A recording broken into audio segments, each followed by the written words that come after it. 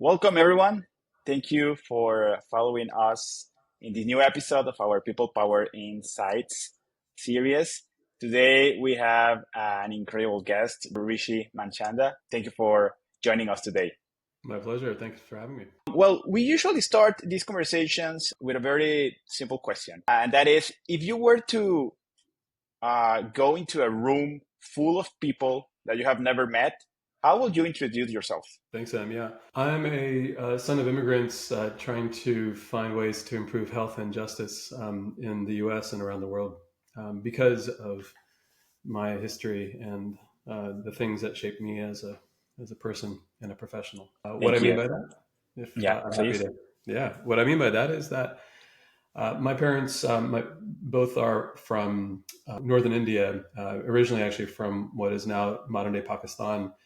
And as those familiar with world history may be familiar, what that means is that they were part of millions of individuals in the middle part of last century who were part of a massive double whammy kind of event. On the one hand, independence of India and Pakistan from British rule for almost 250 years.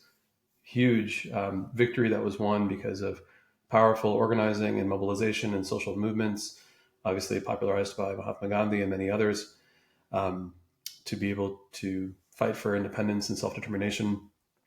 At the same time, when that independence was won and finally enacted in 1947, there was the partition, which overnight set up borders and boundaries based on a variety of political forces and along religious kind of sectarian lines that led to mass exodus of millions of people, one of the largest exoduses and migrations in human history that happened overnight. So my family was part of that, along with millions of other people at that point. My dad was just a young child. My mom was born that year. And their families had picked up, uprooted really overnight, the same night that they were celebrating, the same day, the same kind of week that they were celebrating independence, hard fought independence to determine their own fate. They were also subject to, as along with many millions of people, violence and risks of violence and uprooting your entire life to then start up again in a new country, again overnight. So the story of that was something that left an indelible mark, not just on my parents and but my extended family, especially as they immigrated to a whole new country in the late 60s, early 70s. And I was born in New York and grew up kind of moving around the country with as my father kind of moved around with jobs. What I found was that the experience that my parents went through, and as I learned from my grandparents and frequent trips back to India and times living there and then coming back to the U.S., that a lot of what I was experiencing subconsciously, not really understanding until later in life, was that I was understanding a few things. One, what it's like to be the other, Mhm. right? So when you're the son of Indian immigrants in the U.S., you are an Indian. When you're the cousin going back to visit your relatives in India, you're the American kid with a weird accent. The othering is a thing that happens pretty quickly. And when you live in the hyphens, when you live in between kind of spaces, we understand all the things that go into not just what it feels like to be the other, but you also develop, I think, as many can relate to, a sense of deep identity with those who are othered. And finally, an understanding that othering happens sometimes overnight, just as it did to millions of people, including my family years ago. That political forces sometimes are the things that divide not just boundaries and countries, but divide the identities of people in that way. And that has profound implications. So, what it means to be othered, to feel othered, and to feel like you don't belong or to feel like you're always in flux right now is something that always kind of stuck with me. And I think in my career, I decided that I wanted to pursue the field of social medicine, a field that I was exposed to with mentors like Paul Farmer and others who taught me that this question of othering also has profound implications for how we understand health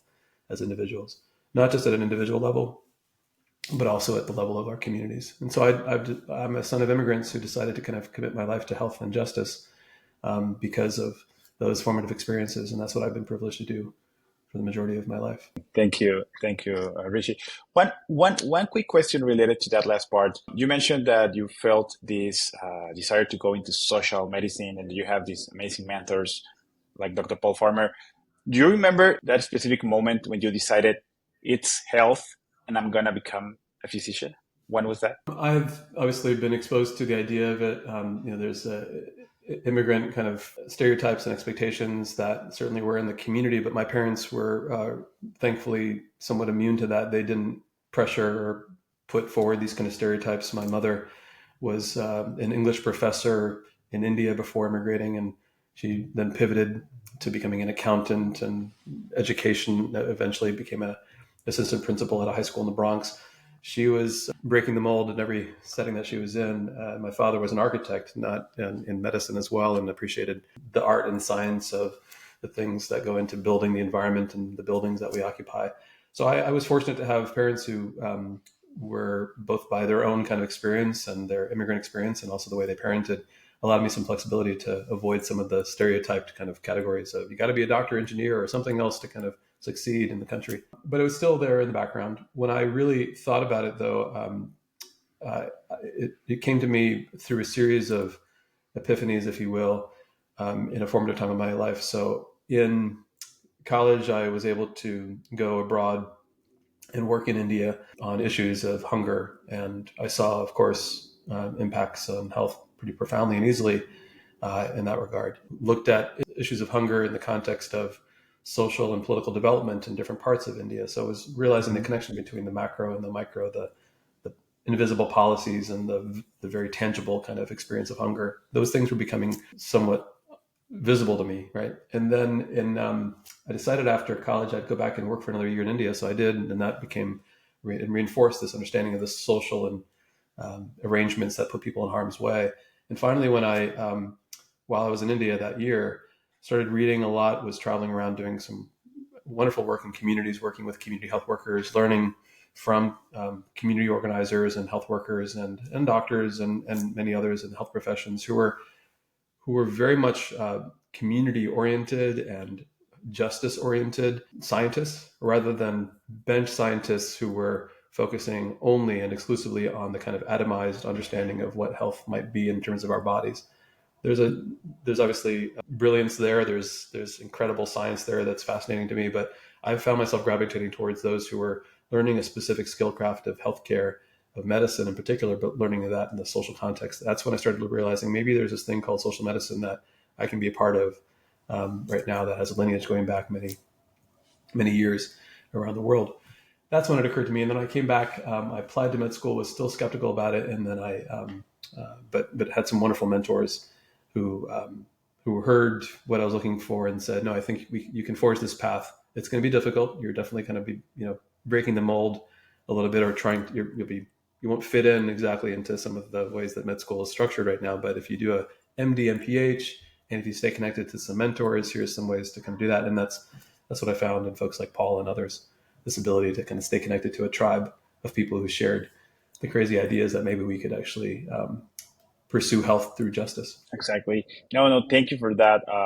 And I can see how some people will feel like identified with that sense of not doing only like the typical clinical part, but looking into other parts and other areas of medicine. I know that you started some of your work in the South Central LA, Los Angeles. And I was wondering if there was any moment during those years where you started to, or rather than start, where you continue looking into the social determinants of health in those years. Yeah. So, I before I went to med school and while I was in med school, I said social medicine is my path. I'll need to figure out how to obligate myself, commit myself to kind of sticking to this. So I signed up for, and I was fortunate to receive a scholarship called the National Health Service Corps, which is a government program started in the early 70s to be able to help address the need for healthcare in underserved communities. Phenomenal government scholarship program that obligated me to work in communities that were underserved after finishing my training. So when I moved to the West Coast, largely because my then fiance, now spouse, said, if you want to stay together, find someplace warm. She's of Indian origin, but born in Zambia and raised in Botswana. So pretty warm parts of the world. And we met in the Northeast of the US, and she's like, it's a beautiful part of the country, but find someplace warm if you want to stay together. So I came to Los Angeles following that ultimatum in 2003, did my residency at UCLA, which was a wonderful experience, and then went to go fulfill that commitment to the National Health Service Corps to work in underserved communities. worked actually. The first job that I had was at a clinic called Venice Family Clinic, a phenomenal clinic on the west side of Los Angeles that allowed me to work taking care of families with kids, but also with people experiencing homelessness, doing some street medicine, some HIV work. It was a phenomenal experience, but I intentionally wanted to make sure that I didn't only do direct clinical work, but was also engaged in community kind of work. And I structured my schedule to be a 4-10 schedule, 10-hour days, 4 days a week. And every day that I had off, the Thursdays, I would go over and hang out with a group of incredible leaders in South Central Los Angeles, leaders of clinics, leaders of promotora kind of organizations, leaders of housing advocacy organizations, and other social justice kind of organizing groups. And what they had a little bit of funding for was they needed a coordinator to help pull together some research on community-based research on what was happening in the homelessness crisis. This is 2007, 2008, Hmm. Okay. when the Great Recession was just kind of unfolding. And of course, South Central and many other marginalized communities were already kind of seeing all of the frontline effects of the recession well before a lot of the country was seeing it. And so was hired to be that coordinator, was kind of an overqualified kind of doctor trying to convince people that I could, like, I was like, I'm not, I should say underqualified. I'm a doctor, not the coordinator, like trying to convince people that a doctor could be a good coordinator, like in that way. And so I earned a lot of trust over many months of just listening. And what that led to was in South Central, a great opportunity to come into the work not just as not a clinician on those Thursdays, but to come in actually as a coordinator for a community-led effort, really there to support these leaders and learn from them. And I did. And the thing many months after kind of becoming part of this group that I proposed to this group was that we use a health and human rights frame that international organizations like Partners in Health and many others have been pioneering and adapting in communities like in Haiti and other parts of the world. I said, why don't we use a health and human rights frame as a vehicle to be able to help bring together this incredible, diverse group of leaders who are working on health and health equity and health justice and housing and many of these issues. And that really caught fire. We created the first South Los Angeles Declaration of Health and Human Rights, where thousands of community residents and doctors and preachers and promotoras and others were in a process to actually draft the first declaration, the community's own Declaration of Health and Human Rights, and use that as an operating vehicle to be able to align advocacy efforts.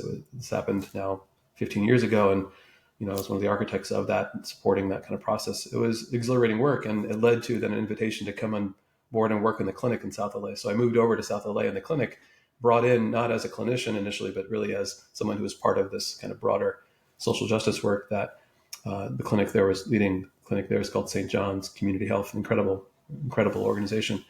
So I said I would love to take the job of being an assistant medical director and seeing patients full time. In my admin hours that I have, can I do the same thing you're asking me to do right now, but can I take on more work? They're like, what do you mean? That's not a really typical way of negotiating, for a job. And I was like, yes, I know, but there's a method to this. I said, if you could give me the same responsibilities and give me more, I will create a social medicine program here. So I said, just give me the Wow. title of social medicine. I'll do the exact things you need me to do in terms of administrative work and clinical work, but also give me the license then to start to work with people to help translate the social medicine work into practice here in the clinic. And that's what we did. So spent about 4 years there working with incredible people, including patients and advocates in that group, that Health and Human Rights Collaborative, to provide clinical care, but to situate it within a broader human rights and health justice frame. And it was a absolutely transformational kind of experience for me and set me on a path that I'm on today. Amazing. By the way, I know we have been speaking a little bit about what how you came to be this healthcare leader that you are right now. But one question that I want to ask you is, right now, these last few years, your work has been more focused on helping and supporting healthcare systems and hospitals to rethink their strategies toward health equity. And some people may say that healthcare is becoming too big nowadays. And what can you say to those people? Where can we find hope that there's things that can be done here? Yeah, I think that as we know, with all things that are important and complex, we can hold several truths at once. And in fact, as a coalition, we need to. So what I mean is, there is no doubt that there are major harms that manifest in the healthcare system, in part because of the healthcare system, in the form of inequities, for example, in terms of access and quality and outcomes, right? We can look at any condition, diabetes, maternal health, Yeah, et cetera, and we can see that self-evident.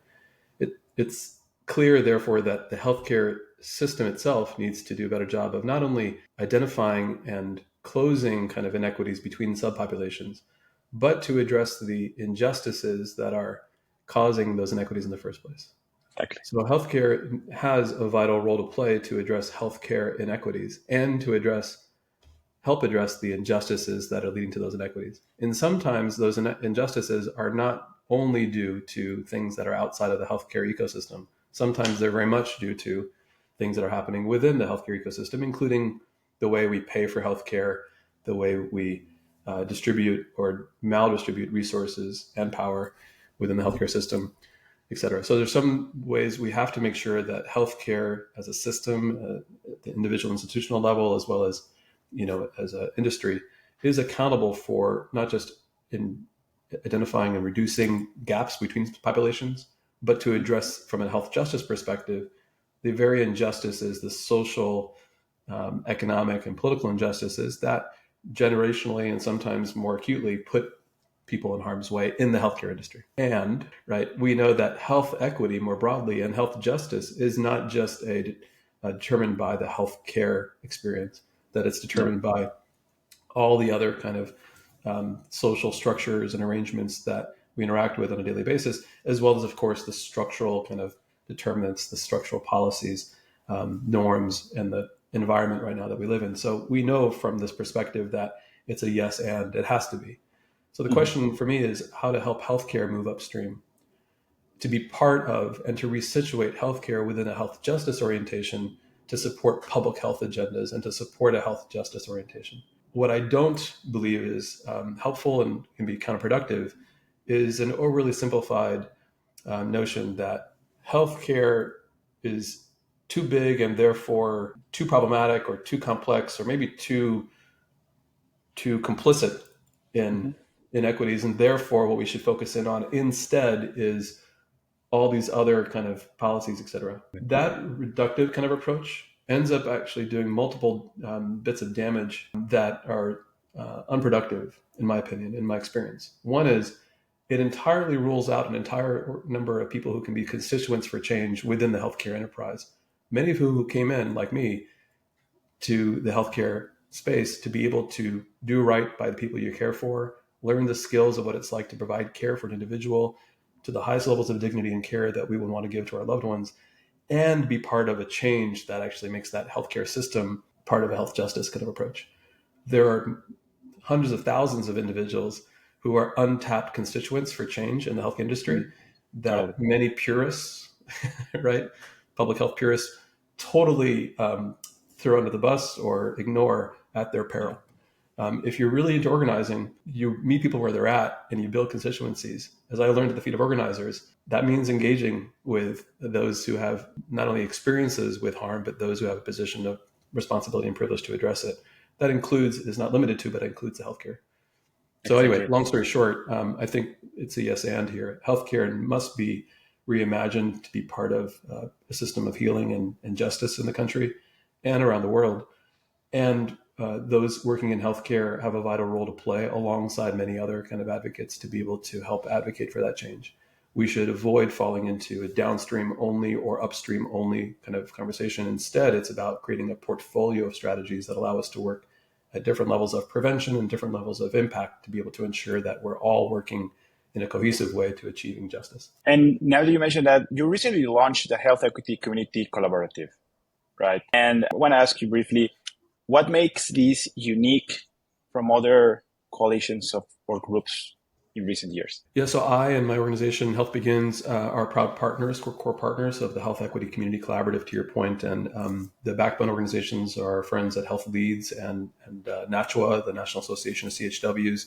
And we're privileged to have other core partners as part of the group that's brought this collaborative to life, including our friends like Rhea Boyd and Alex Fajardo and Steve Scott Rothstown. And Alex Quinn and Denise Octavia Smith and others. Why is this different, or why this, why now? We're in a moment in the past few years, especially, has seen a new constellation of coalitions and even networks come together to address issues of health equity. In some cases, you have wonderful efforts in the healthcare space to advance healthcare equity, namely the Rise to Health Coalition, which IHI and AMA and others are part of, and I know you guys are very much involved with them.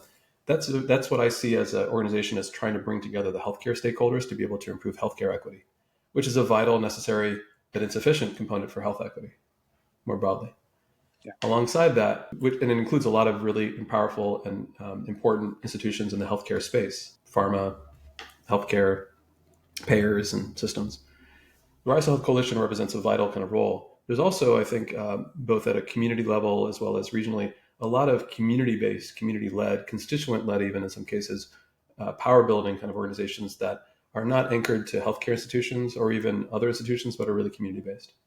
And so what we found was in the last several years, through a variety of different other efforts, including something called the Community-Based Workforce Alliance that we helped form along with a lot of partners, the Vaccine Equity Cooperative that Health Leads and NACHWA and others were leading, we were seeing a lot of wonderful kind of efforts of community-based, community-led kind of efforts or social sector-led efforts to advance health equity that we're now starting to kind of come into this new phase. So the Health Equity Community Collaborative, the word community becomes really important here because the Health Equity Community Collaborative focuses not explicitly and only on healthcare equity, and that's important work, but focuses on the community-based kind of efforts, including some of those alliances I mentioned, and finding ways now to bring together some resources to enable coalitions in that space to more quickly and effectively find access to resources, understand funding opportunities, and to be able to align where necessary to kind